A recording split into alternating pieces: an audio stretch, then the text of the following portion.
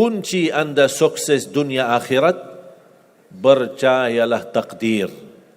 Dan semua takdir itu baik, tapi kita belum tahu rahasianya. Allahu Rabbi wal Islam dini wa Muhammadan Rasulullah wa yaqini. Selama saya di Indonesia, itu yang saya ambil pelajaran.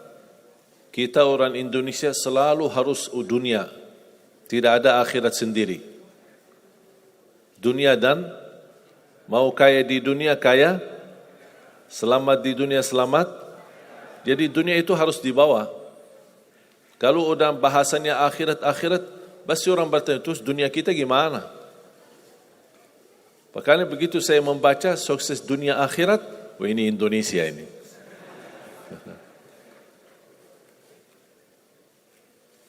Bahkan hampir setiap ibadah kita pasti yang dikejar dunia. Saya sudah dakwah sebelum di Indonesia, di mana-mana. Tapi baru pertama kali pas saya di Indonesia diminta amalan, gimana supaya dapat amalan mudah kerja, dapat amalan mudah urusan, dapat amalan lancar rezeki, dapat amalan. Jadi ujung-ujungnya semua untuk urus dunia. Makanya saya buatkan satu buku. Habis saya sudah fahami dan belajari karakter orang Indonesia. Orang Indonesia dah mau yang ribet-ribet, mau yang mudah, yang enak dan masuk surga. Betul? Makanya saya buatkan satu buku, 20 amalan mudah tapi pahalanya sangat menakjubkan. Mudah diingat, mudah dihafal, mudah diamalkan, tapi pahalanya sangat luar biasa. Bapak Ibu jamaah sekalian, kalau benar-benar ingin anda sukses dunia akhirat, harus kita percaya sepenuhnya takdir. Kuncinya di situ. Percaya sepenuhnya takdir. Takdir itu menjadi salah satu rukun iman. Rukun iman ada berapa? 6. Rukun Islam? 5. Salat berapa waktu? 5 atau 4? Yakin 5. Soalnya benar tak salat subuh?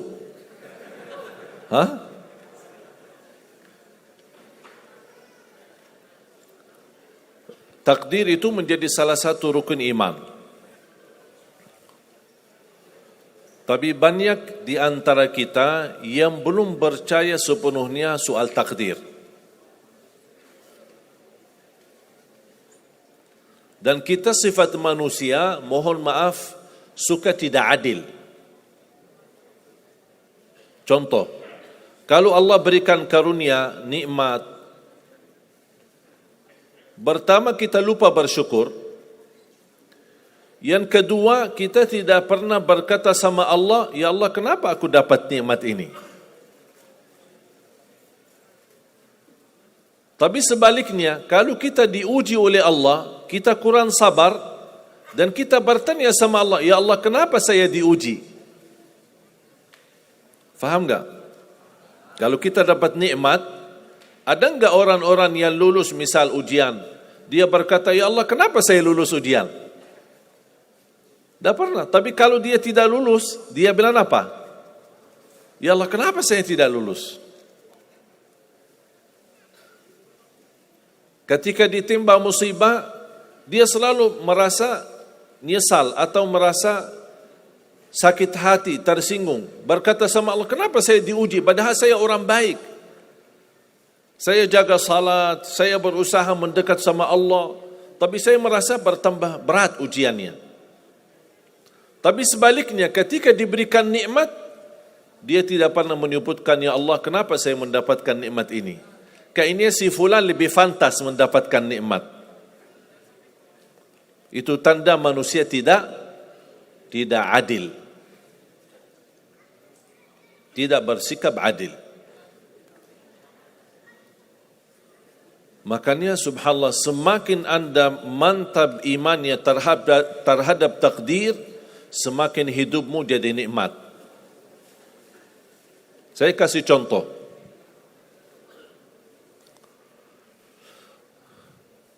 Tidak ada persoalan masalah takdir baik. Itu bukan masalah bagi kita. Justru kita bertambah senang kalau kita mendapatkan takdir yang baik. Tapi yang menjadi persoalan bermasalah bagi kita adalah takdir buruk. Ketika ditimpa musibah, ketika ada ujian, ada sakit, kesulitan, penghasilan yang tidak mencukupi, dan banyak masalah keluarga, masalah rezeki, masalah sama majikan, masalah di kerjaan, itu yang membuat banyak beban fikiran.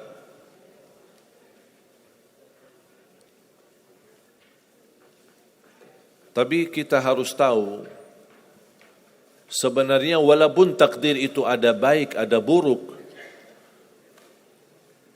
kenyataannya buruk, nampaknya buruk, tapi hakikatnya baik. Hakikatnya baik. Tapi kapan kita bisa tahu takdir yang buruk ini bisa menjadi baik bagi kita? Belum tentu sesaat terjadi ujian itu. Bisa jadi belakangan, bahkan bisa menjadi sekian lama baru kita tahu dan sadar ternyata takdir itu baik bagi kita.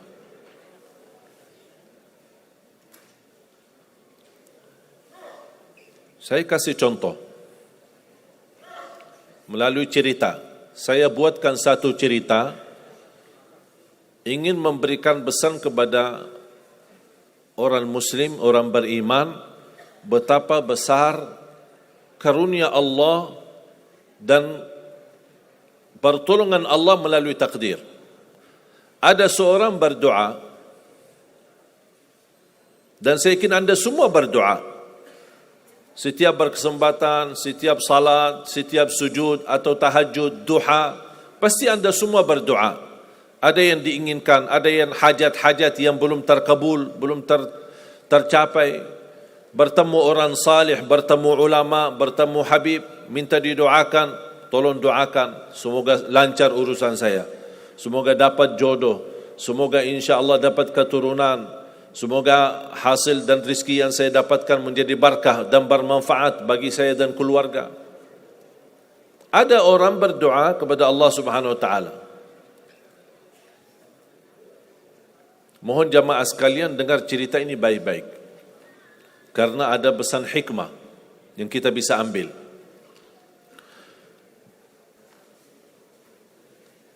Orang ini berdoa tapi tidak melebihi selain doa meminta jodoh yang salihah, yang cantik, yang kaya.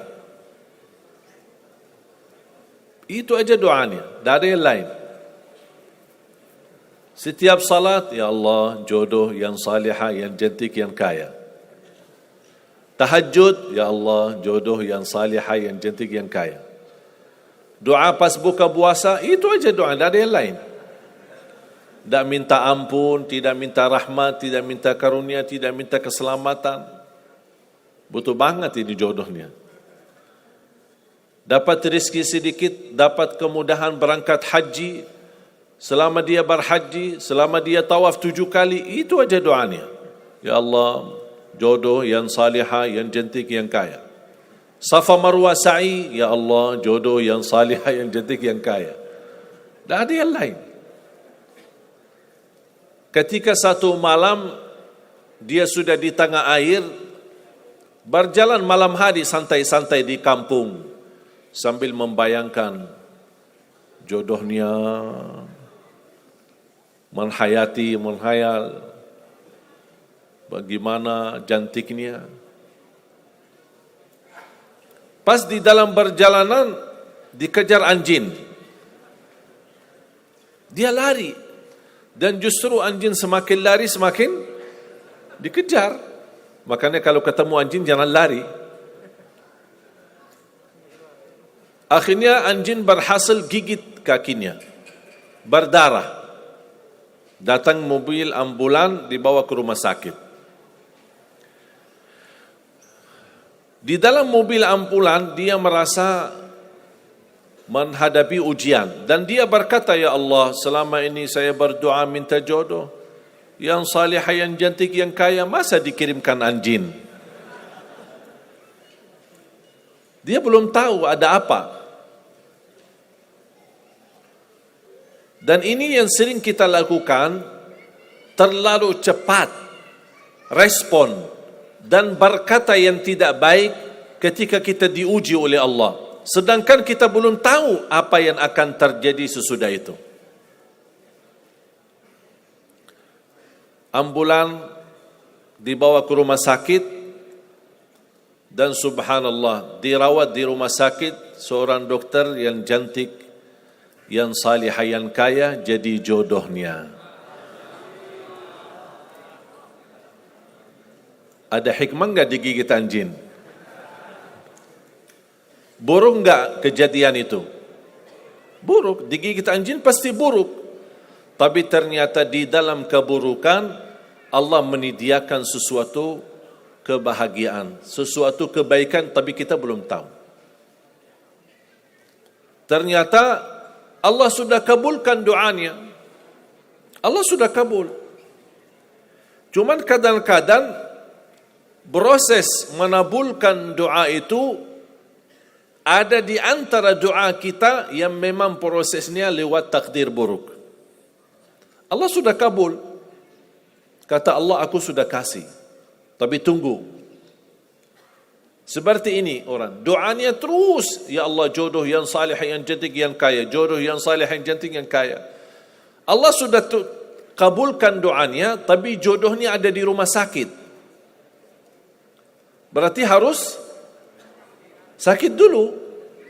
Gimana cara sakit dulu? Allah punya bermacam cara, berbagai macam cara. Bisa sakit, tiba-tiba sakit, bisa apa saja alasannya. Di antaranya tentara Allah yang ada di bumi, semua yang bernyawa makhluk Allah, patuh dan taat kepada Allah Subhanahu wa taala. Di antaranya anjing. Allah perintahkan gigit si fulan biar ketemu jodohnya di rumah sakit. Jalanin tugas. Memang kita menyesal ketika terjadi kecelakaan, tapi kita tidak tahu apa hikmah di belakang kecelakaan itu. Dan sering saya bilang sama jamaah, mudah-mudahan Allah kabulkan semua hajat-hajatmu. Walaupun digigit, mau enggak digigit anjing dulu?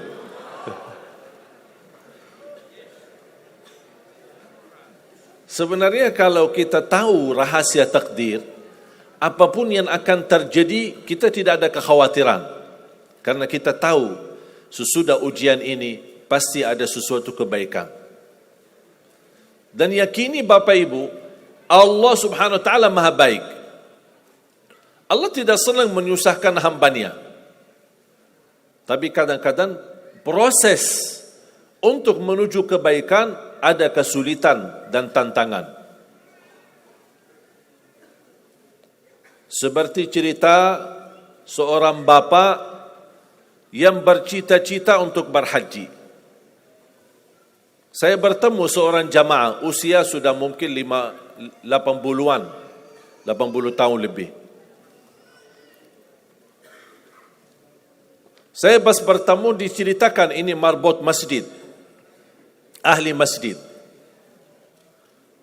Saya berdialog, bertahun-tahun Masya Allah, kerjaannya hanya lap-lap masjid, bersihkan masjid, jaga masjid. Saya berkata sama beliau, Pak, apa yang Bapak inginkan? Tahu enggak jawabannya apa? Saya ingin haji. Tapi saya orang tidak mampu. Doakan mudah-mudahan saya bisa haji. Saya bilang insya Allah Pak, kalau soal haji, soal umrah, itu tidak tergantung dengan kemampuan. Ada orang yang tidak punya uang sama sekali, tapi dapat dipanggil bisa haji. Karena haji dan umrah itu hadiah dan panggilan Allah Subhanahu wa taala bagi hambanya. Bahkan justru ada orang yang banyak hartanya tapi tidak tertutup hatinya untuk ke tanah suci. Boleh kita bercita-cita, berkeinginan ke tanah suci, tapi jangan digantungkan persoalan ini masalah kemampuan. Nanti kalau saya ada uang, saya mau haji dan umrah. Belum tentu saat sudah ada uang, belum tentu haji dan umrah. Kalau belum dipanggil oleh Allah Subhanahu wa taala. Saya berkata sama beliau, Bapak kalau sudah saatnya dipanggil oleh Allah, pasti Bapak akan berhaji. Tiba-tiba saya menerima telefon dari anak beliau. Habis saya ketemu kira-kira beberapa bulan, saya terima telefon menyampaikan bapaknya kecelakaan. Kok gimana kecelakaan? Apa ceritanya? Dia bilang habis keluar dari masjid, pulang malam hari, nampaknya ada mobil, pas ayahnya lagi seberang jalan, ada mobil tidak memperhatikan, kemudian tabrak. Alhamdulillah tidak terlalu parah, cuman perlu dirawat di rumah sakit sedikit, sebentar. Saya ke sana, pergi. Rumah sakitnya di mana? Dikasih tahu alamatnya. Saya datang kunjung silaturahim. Pas beliau bertemu dengan saya, nangis dan pingin peluk saya. Dan terus saya tanya gimana? Kata beliau, ada cerita yang istimewa terjadi sama saya. Ternyata orang yang menabrak beliau, orang yang kaya.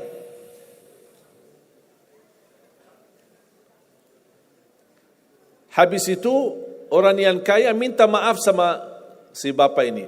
Mohon maaf Pak Haji, mohon maaf Pak Haji. Beliau tambah nangis.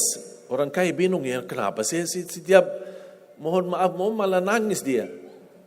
Ditanya kenapa Pak nangis, sakit? Tidak, karena bapak dari tadi bilang Pak Haji, sedangkan saya belum haji.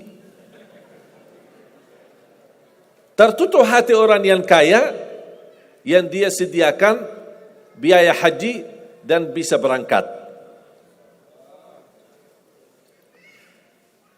Dan kata beliau, betul apa yang disampaikan ketika pertama kali bertemu. Kalau sudah saatnya dipanggil oleh Allah, pasti bisa ke tanah suci. Walaupun ditabrak mobil. Berarti intinya apa? Apa yang saya ingin sampaikan, jangan ada yang merasa menolong atau merasa sakit hati atau merasa tersinggung ketika menghadapi ujian. Merasa belum terkabul keinginannya, Allah sudah kabulkan. InsyaAllah tidak ada di antara kita yang ditolak doanya. Cuman kita mohon maaf kadang-kadang buru-buru. Ingin selalu semuanya cepat. Kadang-kadang kalau terlalu cepat apa yang kita inginkan kita dapat, itu bahaya juga. Dan Allah ingatkan, kalau manusia, Allah tidak sulit menjadikan manusia semuanya kaya. Kalau sekarang saya bertanya, mau enggak semuanya jadi orang kaya? Pasti mau, siapa yang tidak mau? Coba bayangkan, kira-kira sulitlah bagi Allah menjadikan semua manusia di bumi kaya raya? Sulit tidak? Tapi pertanyaan saya, kira-kira berjalan hidup kita enggak kalau kita semuanya kaya? Bisa berjalan lancar? Masa enggak? Semuanya kaya raya. Gimana kehidupan kita sehari-hari? Berjalan lancar tidak? Kenapa tidak? Saking banyak kekayaannya. Kalau semuanya kaya, memang sulit menjalani kehidupan. Contoh, cari supir, siapa yang mau supirin kita? sama-sama kaya. Datang minta tolong sama teman. Boleh enggak ini cariin supir? Aku aja lagi cari supir dah dapat. Mau punya perusahaan sendiri, butuh tenaga kerja kan? Semuanya orang kaya. Buat apa kalau mereka semua kaya, masing-masing punya pabrik, tapi tidak ada yang bekerja? Sulit enggak jalan hidup? Sulit. Sama sebaliknya, kalau semuanya di bumi miskin, susah. Kira-kira gimana hidup kita? Ya susah juga. Tidak bisa lancar hidup di dunia. Setiap ada orang datang minta tolong, Pak, apalagi saya Pak? Saya aja susah. Tapi makanya ada hikmah. Allah menjadikan ada yang kaya, ada yang miskin. Yang kaya menutupi kebutuhan yang miskin, miskin juga menutupi kebutuhan yang kaya, saling mengisi. Supaya apa? Supaya dunia ini berjalan, hidup kita berjalan. Tapi coba bayangkan kalau semua orang kaya tidak mau membantu orang miskin, dan semua orang miskin sombong dan mau melayani orang kaya, gimana kehidupan kita? Susah. Makanya jemaah sekalian, kunci anda sukses dunia akhirat, percayalah takdir. Dan semua takdir itu baik, tapi kita belum tahu rahasianya.